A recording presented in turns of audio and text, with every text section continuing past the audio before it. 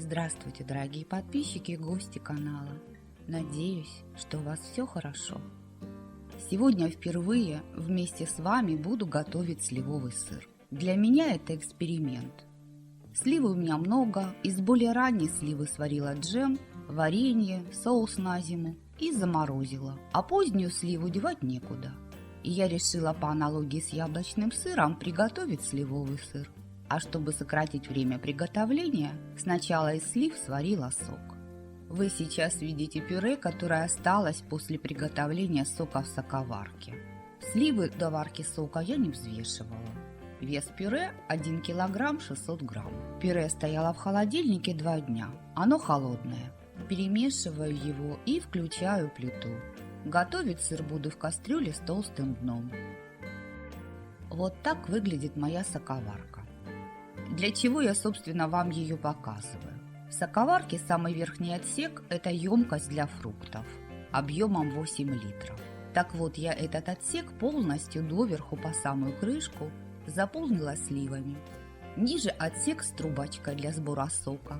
И в самом низу отсек для воды. Сока я закрыла 3 банки объемом 1,5 литра. И осталось пюре, из которого я и готовлю сыр. Мое пюре, правильнее его назвать жмыхом, достаточно густое. Это существенно сократит время приготовления сыра. И я уже давно из похожего пюре готовлю яблочный сыр. Закрываю на зиму сок, а из жмыха готовлю сыр. Вот такое вот безотходное производство. Нагреваю пюре на среднем огне и мешаю, чтобы оно не пригорело. Если у вас нет соковарки, то, конечно же, можно просто варить сливы, но на это уйдет гораздо больше времени. Пюре нагрелось, снижаю огонь до минимального и добавляю 190 грамм сахара по вкусу. Сливы у меня не сладкие, но при желании количество сахара можно сократить. Но совсем без сахара сыр лучше не готовить, так как сахар, помимо прочего, еще и консервант. Перемешиваю пюре, чтобы сахар растворился. Я решила вам показать, как выглядели сливы, из которых я готовлю сыр. Это поздний сорт слив. Название, к сожалению, я не помню.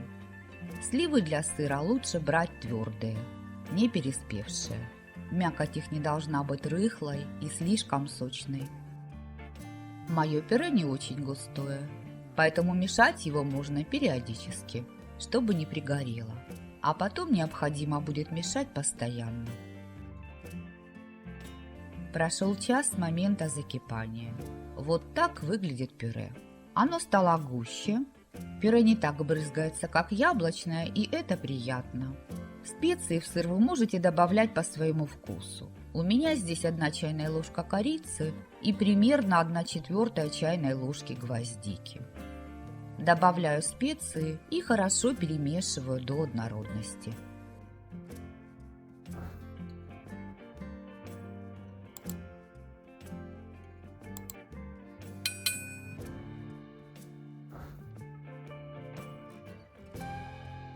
В качестве дополнительного консерванта добавляю 1 чайную ложку лимонной кислоты. Все-таки сливы склонны к брожению, и я переживаю, что сыр может заплесневеть, поэтому лимонная кислота не будет лишней. Снова все хорошо перемешиваю и готовлю пюре, постоянно помешивая. Прошло еще 15 минут. Пюре достаточно густое. Я приятно удивлена тем, что сливовое пюре уваривается быстрее яблочного. Сыр почти готов. Пюре уже отстает от стенок кастрюли. Но я вам покажу еще один способ проверки готовности сыра. Кусочек бинта или марли, сложенные в 3-4 слоя, намочите в холодной воде. Положите на него небольшой кусочек сливового пюре, заверните его и сформируйте шарик. Затем откройте марлю, и если шарик не прилип к марле, а легко отстает от ткани, то сыр готов. Добавляю в сыр 87 грамм фундука. Орехи у меня тоже свои. Они свежие, поэтому я их хорошо высушила в духовке. Сушила их при температуре 150-160 градусов, примерно 40-45 минут. В орехах лишней влаги быть не должно. Вы можете в сыр добавить любые орехи по вашему вкусу, а поджарить их на сковороде. Или вообще в сыр орехи не добавлять. Хорошо перемешиваю, чтобы орехи равномерно распределились в сыре и чтобы каждый орешек был покрыт пюре. Готовлю еще примерно 5-7 минут, постоянно помешивая. Сыр готов. Выключаю плиту. Общее время приготовления сыра 1,5 часа.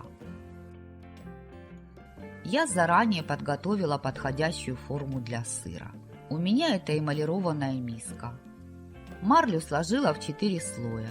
Размер марли должен быть достаточным, чтобы завернуть в нее сыр. Намочила марлю в холодной воде и застелила марлей миску так, чтобы ее края свисали с краев миски.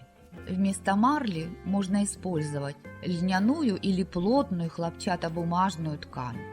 Выкладываю сливовую массу в миску, разравниваю и утрамбовываю, чтобы не было пустот в сыре. Заворачиваю края марли, накрываю сыр. Слегка прижимаю руками и оставляю немного остыть в форме.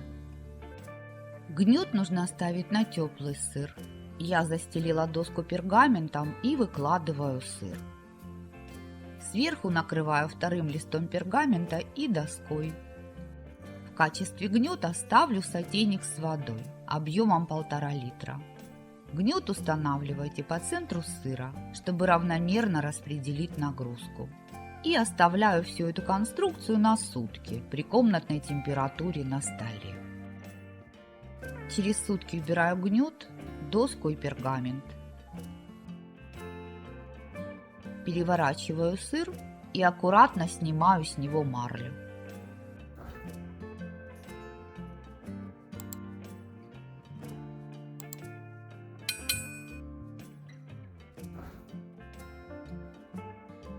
Снова переворачиваю и кладу его на пергамент.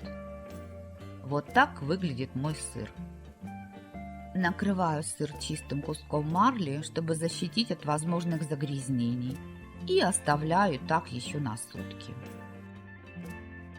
На следующий день накрываю сыр сухим листом пергамента. Кладу сверху доску и переворачиваю. Доску убираю, мокрый пергамент выбрасываю. Снова накрываю марлей и оставляю сушиться. Сушить сыр до готовности нужно в хорошо проветриваемом месте и переворачивать 1 раз в сутки. Мой сыр готов. Он сушился 26 дней. Сыр плотный, при нажатии восстанавливает свою форму. Он слегка липкий. Возможно, когда полежит, то липнуть перестанет. Понаблюдаю за ним.